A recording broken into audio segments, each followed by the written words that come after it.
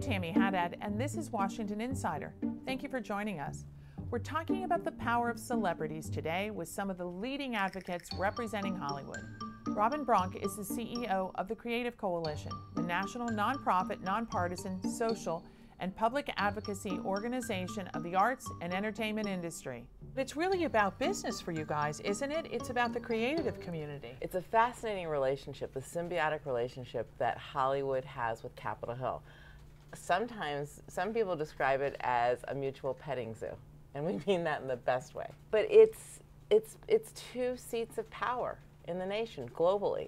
And the Creative Coalition exists. It was galvanized by Ron Silver, Chris Reeve, Susan Sarandon, Alec Baldwin, who we call the godfathers, godmothers of celebrity advocacy, to use that power and platform of entertainment to promote the social issues to serve the common good. And that's what we always are driving back to. No matter what we're doing, it's always how are we using the platform of the entertainment industry for the common good. And I would like to think that Capitol Hill also is working for the common good. So it's just a bunch of do-gooders. But all coming together, the White House correspondence. Kumbaya. Kumbaya on the White House Correspondents' Weekend. You've been bringing all these folks here for many years. Why? You know, the first year I went, I was a guest of Tucker Carlson. And actually, Joey Pants and I were guests of Tucker Carlson. And we were like the Beverly Hillbillies coming into town. We just like, woo, look at that. Look at all that power. And we were fascinated by it. And it was fascinated when I had Joey Pants, so Joe Pantoliano, the great actor. At that point, he was in The Sopranos. It was like people wanted a piece of him. And I, being a former lobbyist, thought, how do I use this power for the common good? And I saw that the White House Correspondents' Dinner is this pinnacle of power. And it's fascinating because you could be in a conversation with Julie Andrews and the Joint Chiefs of Staff and Sheryl Crow and senators and congressmen, and that's a point of power. And so being the former lobbyist that I am, it's how do you connect the dots? So I thought, what are the assets of the Creative Coalition? We have Hollywood icons who these people in Washington love and like to talk to and respect. And we've carved out this respectful part of Hollywood as the Creative Coalition. So we do walk the walk, talk the talk, but we've been doing it for over 30 years. And what do your folks say about it? I mean, there have to be the most incredible stories. I myself have been known to, try to get a photo with someone, or I watch my colleagues, like the White House correspondents, go over to your folks and get a picture with Tim Daly or someone else. But what do the Hollywood people think when they come here? Oh, they're thinking the same thing. It's great because they're muscling their way in to get a picture with Wolf Blitzer. And you'll hear, it's funny, when we come to town for 2 days, and we also have an arts advocacy day because we're all about the arts. So we'll go to Capitol Hill and the White House during the day on Friday, the day before the White House Correspondents' Dinner, and keep on hammering about funding for the arts. But I put all the actors, all my people, on a bus. And we've been doing that for 16 years since I started. And why? First of all, because I'm cheap. I'm a nonprofit. And I thought, well, what's the cheapest way to get people around? So it was either give them a Metro card or put them on a bus. So we got a bus. No limos. No limos. And I could say, yes, we're for the environment and for being smart about that, but it's also, I learned this. So you put everybody on a bus, no matter how old they are, no matter who they are, we all go back to that school thing. High school. Yeah, it's like, or middle school. It's like sad, the guy who no one wants to sit with, so you try and bring him into it. There's Marlon Wayans, who's getting everyone to sing on the bus. There's a Rob Morrow one year brought a guitar for the bus. It was like a teen tour. And it's great because everyone also disciplines each other in that, wheels up at 9 in the morning and you can't be late because your peers are going to be screaming at you. You got to get to do business on the Hill. But that bus is a character in our White House Correspondents' Dinner weekend. It's everything happens on the bus. We need to get this podcast on that bus. We've had lobbyists hop on the bus. We've had members of Congress hop on the bus. Oh. Because is there liquor on that bus? There are no spirits. What about makeup artists? No, it's what's so great? It's everybody gets down to base on the bus. Are you guys bipartisan? We are nonpartisan. Nonpartisan. Because we're a nonprofit advocacy group. So we'll take on issues. It's all about the issues. We take on issues. We don't take on politics at all. And do any of the candidates that you meet along the way or any of the elected officials try to draw your celebrities in? Oh, please come to my event. Oh, please endorse me. And how do you handle it? Oh, absolutely. And as an organization, we don't get involved in any campaigns. At the same time, as an organization, we will introduce our actors, our members to people who are candidates, who are running campaigns, and we encourage you, as we would encourage any of us, get involved. This is your community, this is your world. You think you want to get involved in a campaign? That's the great thing about this country. You can, so do it. So our role as the Creative Coalition is to activate, motivate, educate, and mobilize. Okay, you sound like this White House. This White House has had a larger initiative for celebrities. I'm not saying it because there's Democrats, there have been other Democratic presidents, but my sense is they do more outreach than any other. As you discussed before the White House Correspondents' Dinner, they have an afternoon event where they invite all the celebrities in. Well, do you actually, agree? no. You know what? I haven't felt that really. And I've been with the Creative Coalition through the Bush administrations, and I actually haven't felt that so much. I felt, I used to be a lobbyist here in Washington, so I sort of felt like if you're comparing White Houses, I think the Clinton White House sort of had a screen door on the White House. You always felt like you could just come in and hang out and just be in their living room. And this White House, I mean, we work with them a lot, but I haven't felt more of a Hollywood presence from them. But maybe that's because I'm within the bubble. Are there So some it's like, you mean everyone doesn't get asked to go bowling in the White House after the Correspondents' Dinner because we did last year? So you mean, did. wait, you mean that doesn't happen to everyone? It doesn't happen to anyone. So we're going to the White House Correspondents' Dinner. You know, that's just it's In chaos. the bus. And in the bus. We're in the bus, and I get a call from the White House. We just been there that afternoon, and they said, "Hey, want to come over for bagels and bowling tomorrow morning?" And so I go, this is like, maybe I am living in the bubble, because I'm like, what time? Because we're not going to be up so early. And then I'm like, and one of the, I think it was Patricia, said to me, "Are you crazy? That's the White House calling. Tell them we'll be there whenever they want." So I guess you might be a little bit correct. Media organizations control the tickets. So how do you and your busload of celebrities get tickets? The dinner is to support the White House Correspondents' Association and Foundation. And you can't lose sight of that. And as a fellow nonprofit in the arts, supporting the arts, our number one concern is how do you get attention to the journalists and keep ensuring that this White House Correspondents' Dinner remains pure in what it stands for. And I think that even, you know, I remember reading something that you wrote, that it's the hoopla, and, you know, who knows, now you have, you know, the television cameras and a press line that's miles long.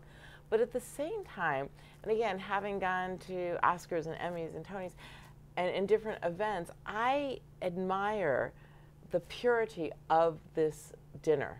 It's about supporting the art of writing, the art of democracy and politics. And I think that the news organizations, because the Creative Coalition has been around so much, the news organizations understand that we're not just there for glitter. And in fact, every time I always get calls from the news organizations after they've hosted our different members saying, you know, Tim Daly, he's so smart about education and the arts.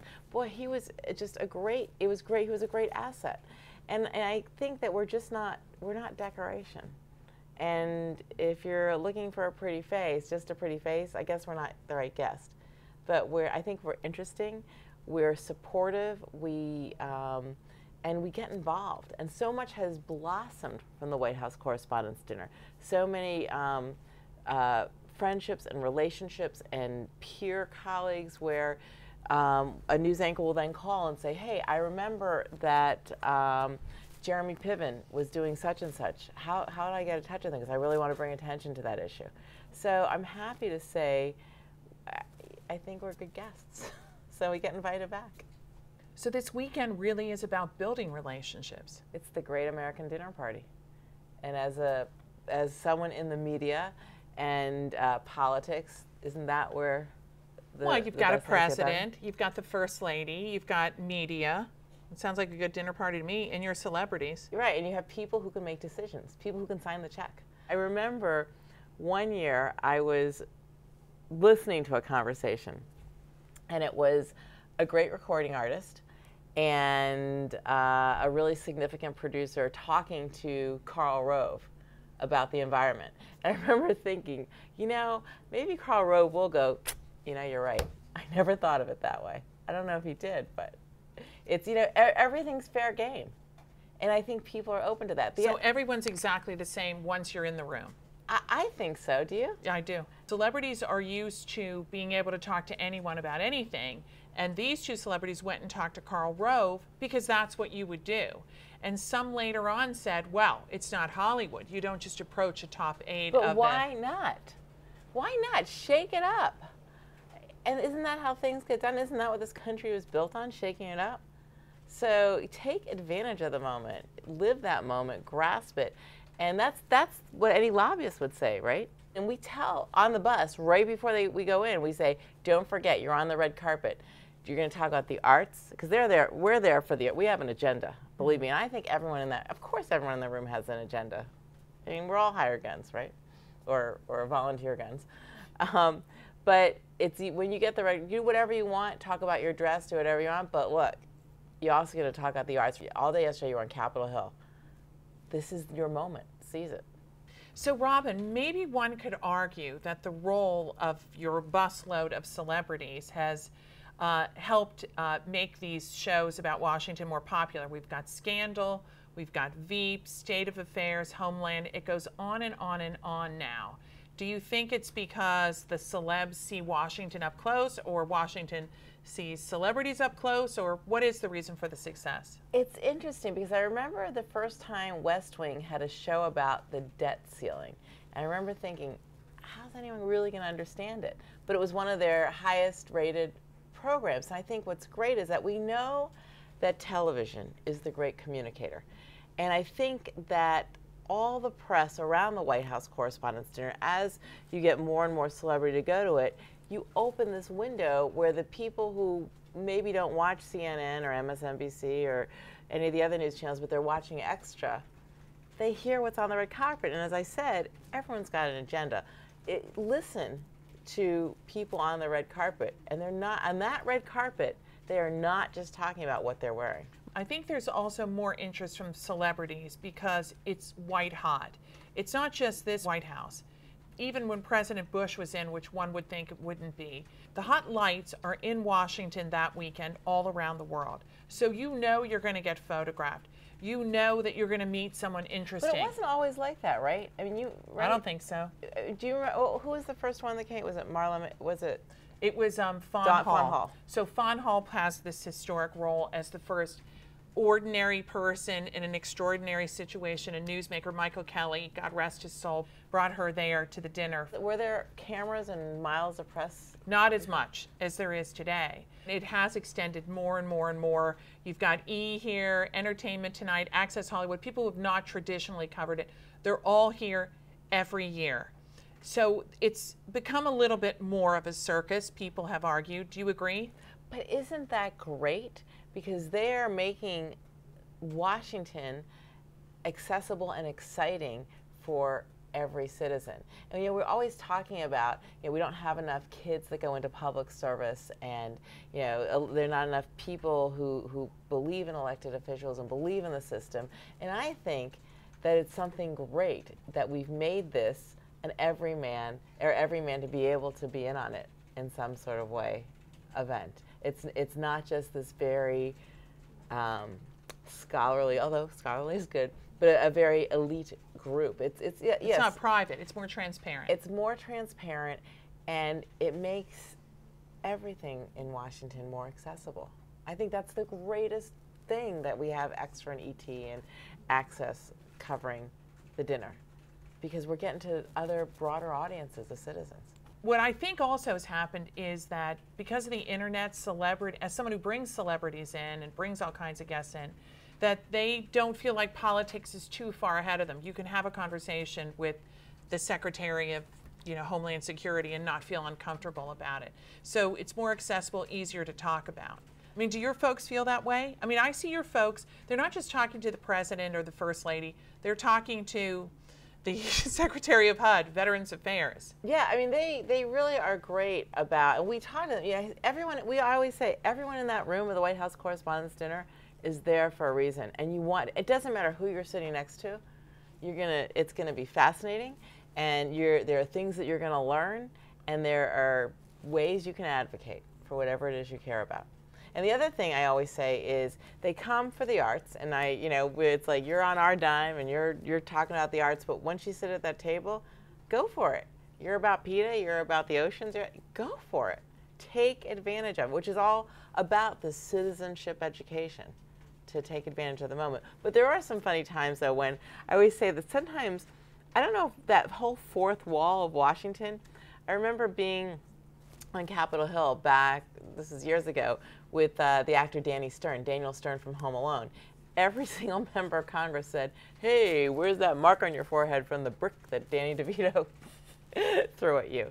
Or I remember bringing Richard Schiff and when he was on West Wing, and all the real Joint Chiefs of Staff were conferring with him and asking him questions, and he kept saying, I just play this guy on TV, but Richard Schiff actually happens to be a very smart, analytical, and strategic man. So look, the whole, when you go down into the receptions, it's like going down into the salt mines there.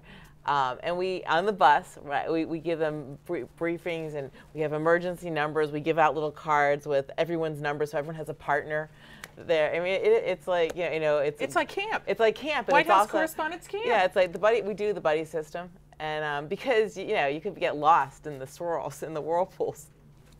So, but it's great. And we feel very honored and privileged to have been invited so many years, and we look forward to it again, hopefully this year. And yeah, we're good guests. We give good guests. Thank you, Robin Bronk. We're also talking with Tim Daly, actor, producer, and president of the Creative Coalition. Tim is best known for his television roles on the NBC sitcom Wings and on the CBS drama Madam Secretary. We caught up with Tim at the U.S. Chamber of Commerce here in Washington, D.C., at an event celebrating the 5th anniversary of Blue Star Families, an organization working to strengthen military families by connecting communities and fostering leadership. The Creative Coalition has been working closely with Blue Star Families on various initiatives. Tim Daly, we're so happy you're here at the Blue Star Families event. Why do you support Blue Star Families? Well, it's odd because unfortunately we have so many men and women who have served their country bravely, who are coming home and facing enormous challenges, physically, emotionally, financially. And Blue Star Families is providing a space where they can really get help and get back on their feet and reassimilate into our society. In some ways, I feel ambivalent because it's too bad that we have to have organizations like Blue Star Families, but thank God we do, because they do amazing work. And Creative Coalition has a long history of Blue Star Families. Yes, they came to us because they had a message they needed to get out, and they needed the artistic sensibilities of the Creative Coalition, that's primarily an arts advocacy organization, to help them tell that story. So they came to us, and I was honored to be asked to direct some public service announcements for them, which I did, and I'm told they've been very effective, which makes me so proud. And I'm here tonight to be honored by Blue Star Families, and I feel completely unworthy in the face of people who have done so much more than I have by comparison. How has celebrity helped veterans? The thing about celebrity is that mostly it's only good for, like tables or beds. You can get a seat at a restaurant or a bed in a hotel. They're never full. But the thing is that what you do have is the ability to focus attention on things. And the Creative Coalition is very careful about who we choose to help with organizations that need attention. And we thought that the Blue Star Families, and particularly the issue of veteran suicide, was something that was in desperate need of disseminating to the public of the United States. So we leapt in and we tried to educate people about the things that our veterans are going through when they come home. Tonight, Creative Coalition is revealing another public service announcement with the fictional presidents. Do you want to tell us anything about it? All I will say is that one of the fictional presidents is on a television show that I am on also. Very nice. Speaking of that show, the show has done unbelievably well. It's in Washington, everything stops for Madam Secretary. Oh, that's great. And have you gotten any advice from any former Secretary of State or any officials, anything we need to know? Well, you know by now that I refer to Madeleine Albright as my White House Correspondents' Dinner girlfriend. And as a matter of fact, Taya Leone and I are doing a double date this year. She's going with Bob Schieffer and I'm going with Madeleine. So we're going to have our own little, double date, which would be a lot of fun. But no, I mean, this is the thing. The thing about Washington is that if you do a TV show about them, they think that you are them. So I've been coming here for a long time with Richard Schiff, who was on the West Wing, and they all treated him like he was really the chief of staff. And I thoroughly expect them to treat Taya like she's actually the Secretary of State, and probably me like I'm her actual husband. The White House Correspondents' Weekend is the big weekend. The entire Creative Coalition team come into town in force in a bus, and you advocate for the arts. Has that been effective for you? I think it has. I think that we probably have saved the National Endowment for the Arts several times. It's hard to tell. Washington is a tough place. You have to keep pushing the same rock up the same hill over and over and over again. But if we didn't come and we didn't push that rock, I have a feeling that we would no longer have a National Endowment for the Arts, so we're going to keep doing it. Is there any president or any public official that you've met that was so incredibly different than you expected? Anyone that surprised you?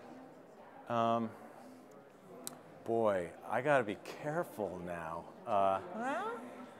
Okay, I will say this. I met Bill Clinton at the White House around this thing I did called From the Earth to the Moon. It's about the space program. And I got my 3 minutes with him. He talked to me. I told him I had a farm in Vermont. He very expertly segued into the next person.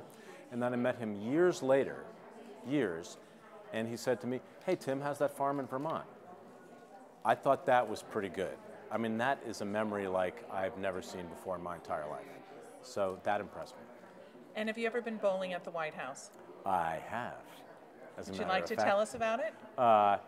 When was that? I think that was last spring. Or no, it was May. I can't remember. Yeah, I was surprised that it's kind of smaller and dingier than I expected. It's not really so fancy. And what was your score?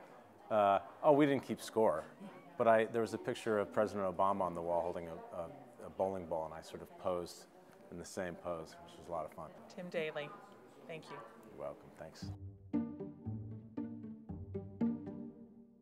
For Washington Insider, I'm Tammy Haddad. Thanks for joining us. Please note our program is in no way affiliated with the White House Correspondents Association. Our views are our own.